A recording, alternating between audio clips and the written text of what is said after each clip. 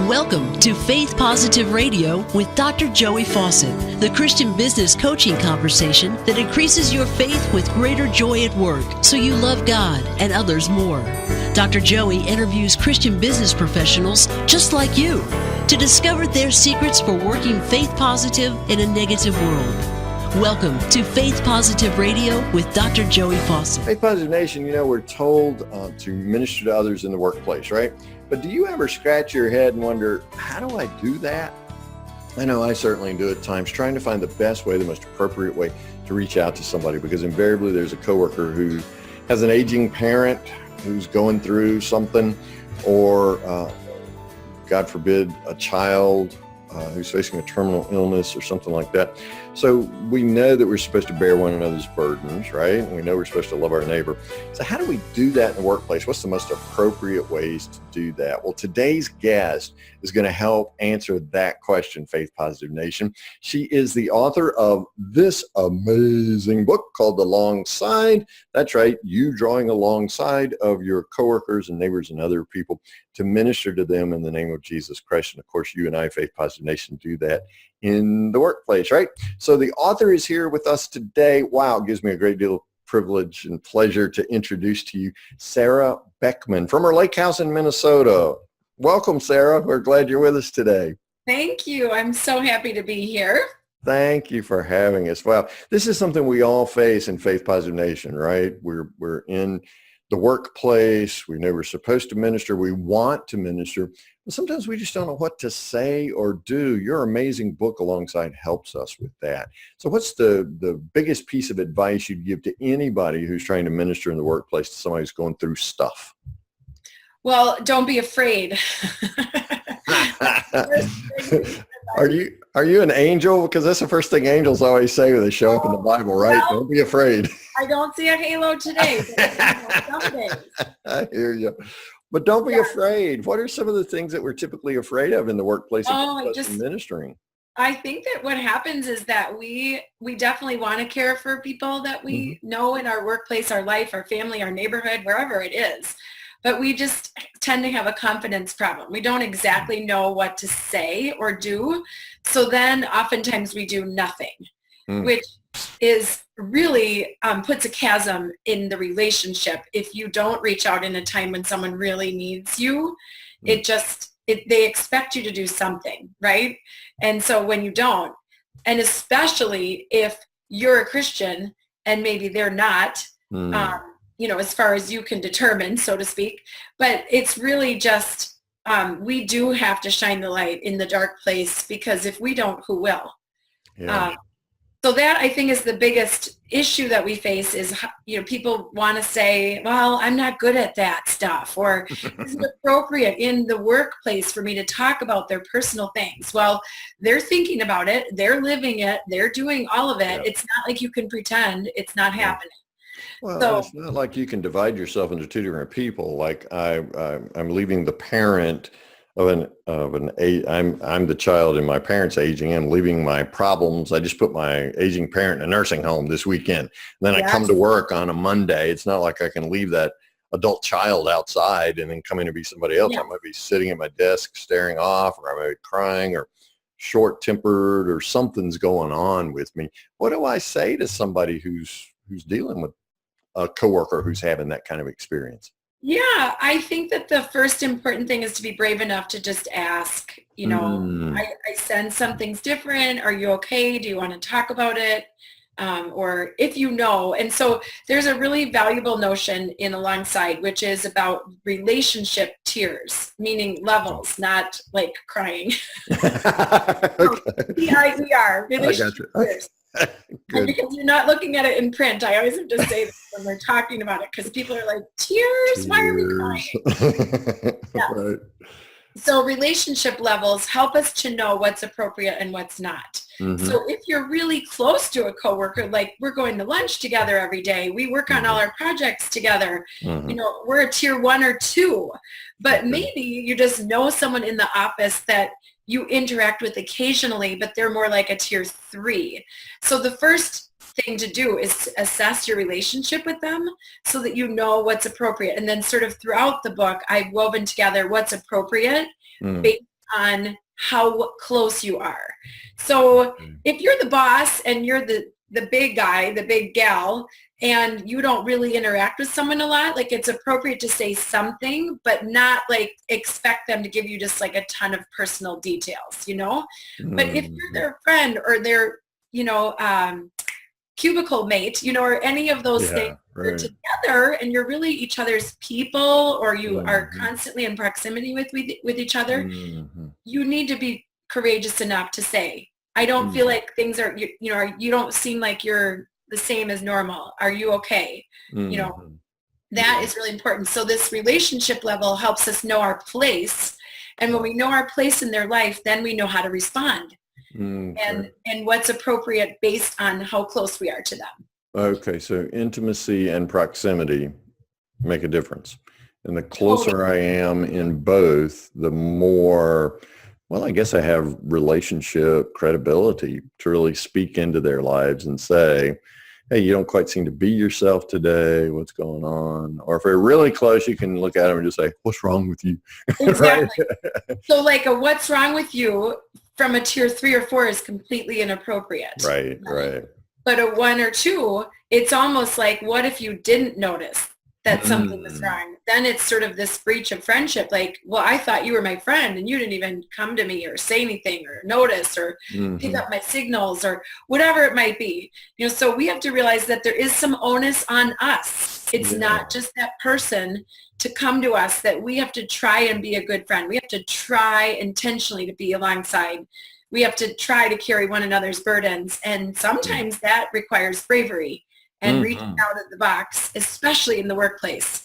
You know, what I think is if you're going to do it in your neighborhood or in your family and you have those types of relationships, why wouldn't you do it at work? Because we want to be the same.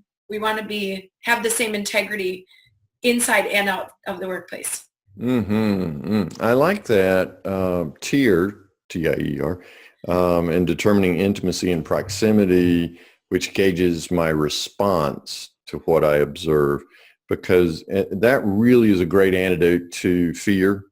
Yes. Sometimes I don't know what to say and the fear comes, but if I'm like way back, if I'm the boss and that's somebody, you know, who reports to one of my supervisors or managers that works with that person, maybe I'm afraid to say something, but I can gauge what I say. And I have a barometer, if you will, by which to gauge what I say. Okay, here's something appropriate, you know.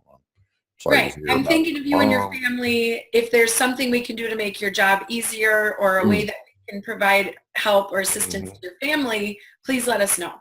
Right. And that's kind of an offer to help. It's a Christian reaching out, right? But it's still at arm's length, which is appropriate to your normal relationship. Because that's really what I hear you saying is you want to barge in on the relationship boundaries that you have previously, right? Yes. And I loved what you said. It helps you gauge your response, but then all I was thinking about is and your responsibility. Because we can't just think about our response. We do have to think we are responsible to shine that light. There is a responsibility on us as someone who wants to witness, and in a way of, by witness, I mean live our life in a way that is showing that we care, that we are acting on what we say we believe. Or when we talk about going to church on Sunday, then don't act like someone different on Monday through Friday. Oh, goodness, yes. Don't divorce Sunday from the rest of the week, right? Yeah. So what prompted you to write this amazing book alongside? What was it? You know, I've written a few books myself, and every book has a seed that gets planted somewhere. Well, my seed was basically a decade of hardship. I was pregnant with my 3rd child and went on bed rest for 11 weeks and had to receive 11 weeks. Yes, have people come alongside me and you know, give to me and help me, and it was so hard. And then I had 4 back surgeries in 6 years when my daughter was about 1.5. What? Yes. So I feel like I'm talking to Job's wife or something here. Oh, gosh, people have it so much worse than this. But, I know that, but these are my things. I know, but bed rest for 11 weeks, and then how many back surgeries? 4. In how long? 6 years. Wow. Yeah, with 3 little children. How did you make it? because people came alongside me. Oh, wow. So really your book is a testimony from your own story. Yes. And then Huh. I also had 3 close family and personal friends within 3 years die of terminal illness. And because I had been through my own receiving and sort of knowing what was helpful to me in my time of need and what was Mm, not, I mean, I would say that I inherently knew a few things about how to come alongside them better than sure. before, Mm-hmm. but it was kind of at the end of this whole long stretch, all the hardship, towards the end of the decade, if you will. And my brother-in-law was dying of melanoma. Mm, And I had learned more than I thought. And my sister and I were on the phone talking about this notion of like, gosh, some people are just like a train wreck when it comes to mm, this. yeah. And other people are really gifted. And Yes. couldn't people be taught? Mm, That was just sort of the seed that yeah. started it all. Like, I just really refuse to believe that A, we're not all responsible, and B, that we aren't all capable if we're given the tools. So Yeah. I tried really hard in the book to pull aside, like, and have sort of a high level, more objective viewpoint of Yeah. how this looks. Do you know what I mean? So Mm-hmm. Mm-hmm. I tried to be as objective as possible because unfortunately I'd read a lot of other books that felt like people were trying to tell you what not to say or what not to do when I have cancer or when I've lost my loved one. Okay. But they all kind of felt like they came with an agenda of pain, and they Hmm. feel as objective and helpful and kind of like removed in a Mm. way that could just sort of be for any scenario. Mm. And I wanted truth and I wanted personal experience, but I wanted it to not feel like you were being scolded. Um, And I got to say this, one of the things, I haven't finished your book yet, but as I read it, it's one of the things I love about it, because it's like, as I'm reading it, I don't read stuff like, Joey, don't say anything tacky. I'm getting some practical tips and tools that I can plug right in to using it. I mean, I'm an experienced caregiver. I've cared for a lot of people and will more people, right? right. As we continue to coach Christian business people around the world. But that's one of the things I like. And the conversational style of it, I really like that a lot. So what I hear you saying, Sarah, is it grows out of your own story, but then you are able to go to 50,000 feet and say, hey, look, let me generalize it from my specific experiences so that you can grab some stuff to use in your Yes. life. And I also interviewed a ton of people, like over Mm. 150 people, Wow. and just asked, and I just basically said very simply what was helpful and what was not helpful in Mm. your trial. And so many of the answers were the same, and it didn't matter what the trial was. So it didn't Mm. matter if it was cancer or putting my mom in a nursing home or Wow. my sick child or divorce. Mm. So many of the ways that you can come alongside were similar regardless of the trial. And Mm. so then I just knew, okay, this is like verification. I mean, any good research project, right? If you have a lot of sources saying the Right. same thing, that's a key Right. thing. Right. So that's really how the chapters were born. Mm. They were born out of people's feedback that really just one after the next said the very same thing. Mm. Thankfully, what I've found from people in the feedback in the last year and a half is that they really have been able to use it no matter what the circumstances their friend is, going through, which is just like all blessing. That's so I know. That's what you live for as an author, right? To know your book's making a difference. So what was the number one thing that came out of your interviews, regardless of the source of trauma? What was the number one thing people appreciated? one of my favorites was just that people didn't want you to say, let me know what I can do. So we've all said it, right? I'm like, oh, I'm guilty as charged. Yeah, let me know how I can help you. And then you walk Yes, away, right? exactly. So are we really genuine? Are we really meaning it? Are we just Mm. saying it because it comes off our mouth so easily, come off our lips? So this whole notion of what can I do puts all the burden on the person that's already in the middle of crisis to come Yeah. up with what you can do, They to don't know follow what up they with need, right? you, to ask you, to Mm-hmm. like, what if you wouldn't be able to do it? And they ask, so then there's the awkwardness. I mean, it's just Mm-hmm. a losing recipe for everyone. So Mm-hmm. to combat that, you Mm-hmm. can make a specific offer of help. Okay. which again puts the responsibility on you, on the person who wants to love and care and show compassion, to come up with what you can do specifically. So you would say, I am going to Target this week, and I would love to pick up any incidentals that you and your family need. I can drop them off on my way home. I'm already there. Let me know what I can pick you up at Target. Yeah, I'm going to Target. What do you need, right? Exactly. Wow. Or any other thing. I would be happy to drive your children. I would be happy to sit with your mom so that you can take a break. Whatever it is that's in your wheelhouse or in your availability or in your skill set, then you can offer what you are able to do. And when you offer what you're able to do, everyone wins, because you're not being all of a sudden asked to do something that you're not good at it. Or, they follow up and say, Sarah, could you drive my kids this week to soccer? And I don't have a big enough car to get their kids and my kids. And then I'm running around trying to borrow a car because I don't want to disappoint my friend because she actually asked me. Yeah. So in other words, you're saying whatever you suggest, you better be able to deliver it. Right. You would think intentionally in advance. And for a coworker, I would love to bring you lunch. I would love to bring a meal for your family. I'll bring it to the office, in disposable containers, and you can just take it home. Just keeping the boundaries okay for that person as well really helps, because what if they don't want you at their house bringing a meal? Yeah. Or meet them where they're at. Bring it to the office. Make it unrefusable. We want to remove the barriers of them saying no. Yeah, you want to lower those barriers so that it's easier for them to say yes. And I love your insight around it. Puts the onus on them when you say, let me know what you can do, because then they have to create something. And there's that whole thing about, well, I don't know what Joey can do. He probably hates to go to Target. But if I say, hey, I'm going to Target, running errands for my wife, let me pick you something up. What do you need? And I love that. And the under promise, over deliver is the way I try to think about it. So make sure it's something you want to do. It sounds so simple, Sarah, when you and I are here talking about it, but it's not, is it? Right. I mean, we typically think of ourselves first.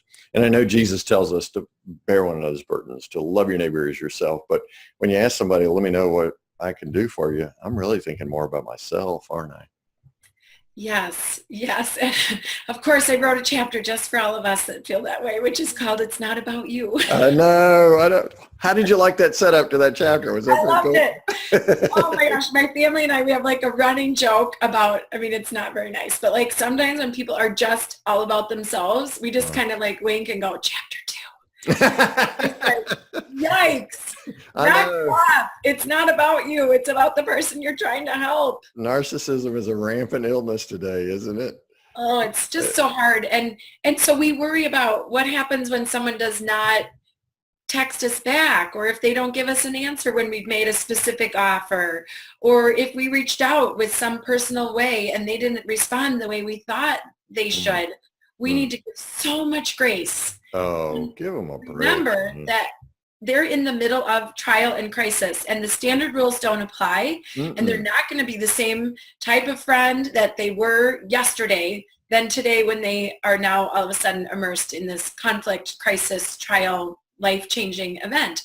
So we need to remember that our job is to just be filled with grace, to offer it freely, to forgive, to forget, to reach out again, even if we feel oh no, they must not want me there because they didn't answer me. I've had friends that I've texted and offered something specific. Right. They never respond. Yeah. And then I reach out a week later. Hey, not sure you got my text. I know you're really busy. If you would like this, I could do this. Offer again, just with so much kindness and grace so that they can take you up on it, because our goal is to help them, not to just do it so that we can feel good about how great we are that we serve people. It's really about easing the burden, easing their load, loving them in the hardest place. And that's how we show Jesus, selflessly. Yeah, because he was constantly showing up in those hard places, right? When people were really struggling. I'm thinking of the woman who was hemorrhaging for 12 long years, and he shows up in her life, and all she wants to do is touch him, and then there she. But he always spoke into people going through tough times in life. So once I get past my fear, don't be afraid, right? Once I get past my fear, What's the second thing after I'm past my fear that you see holding people back? Well, I think that they just maybe don't know the tangibles, what is helpful in the time. Yeah, like going to Target, right? I mean, who would Right. think I'm going to Target anyway? Yeah. So aside from specific offers, which you could, definitely at any point in time, one of the things that is a valuable thing people can do, which they kind of discount in the way that we like to check a box and, oh, I delivered the meal, I drove the kids, I sat with the mom, I went to Target. But listening is actually it's just a lost art. It is actually a something that you can do, because most people do need to process and talk and have someone just be there. So I think listening, and part of that is showing up, being willing to go to their house if you have that type of relationship, or say, let me take you to lunch, and then just listen for a solid hour instead of comparing and one-upping and fixing and all of the traps that we fall into when it comes to this notion of listening. Man, you're so right. Listening is a lost art today, right? And giving people the freedom just to say the hard stuff. Right. I'm angry with God because my spouse has cancer, or I'm really don't see where's the fairness, where's the fairness in my child being sick, or blah, blah, blah, whatever the trauma is. Right. Where do we go with those ugly feelings? And most people I know sure aren't going to share them with their pastor, because, then they might feel like that's God's person, and right. I'll get in trouble with the big guy if I do that. So that free, I hate to say it this way, but that free space on your bingo card, does that make sense? Oh. Everybody needs one of those where I just let it go. Wow, just showing up. I know I've had occasions where the Holy Spirit would bring somebody to my mind and I wouldn't know what was going on in their life. We haven't talked in a while or something like that, but we were friends in a previous season. So I just text them or call them up or something. Hey man, you were on my mind. What's going on? And then they unfold this tale of woe, and you're kind of like, oh man, I didn't know all this is going on. But you just take 30 minutes, an hour, or whatever, just to listen without judging. Just listen and check it out. That's a huge gift.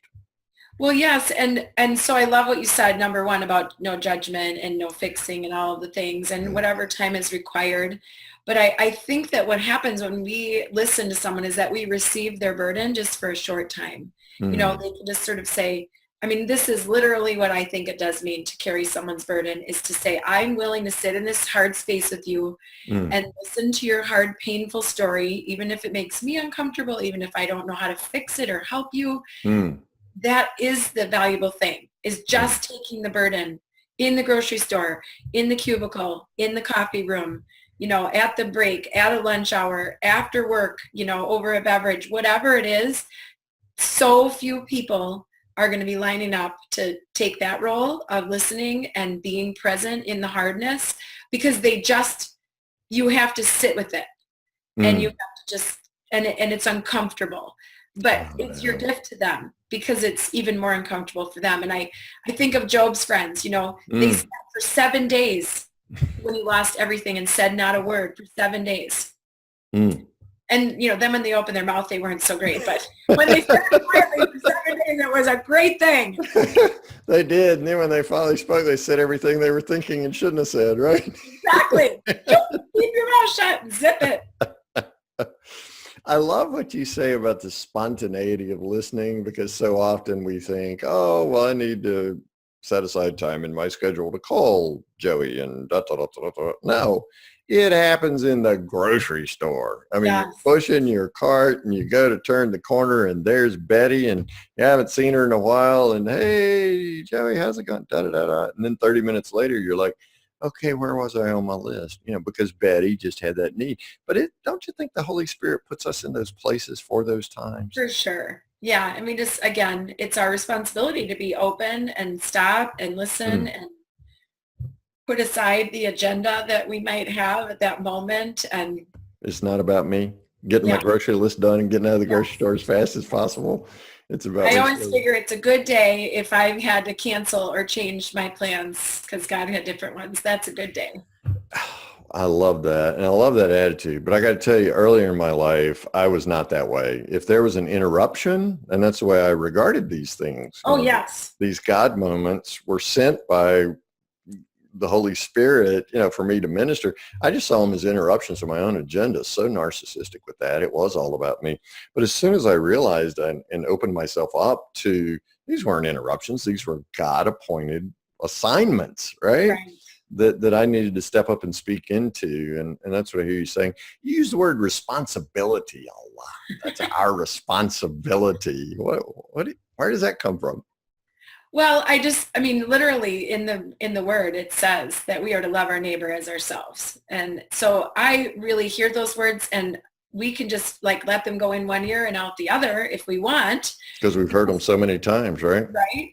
And do I really know what it means? There's no manual that comes right after those words. It says A, B, C, D, E, F, G. These are the ways that you love your neighbor. Now there's a manual, right? Oh, look at that. You just walked right into that. Hey, come alongside. And by the way, I got to tell you, I absolutely love that title. And some of the things you said fit that title so well, because we think we've got to fix the problem, blah, blah, blah, blah.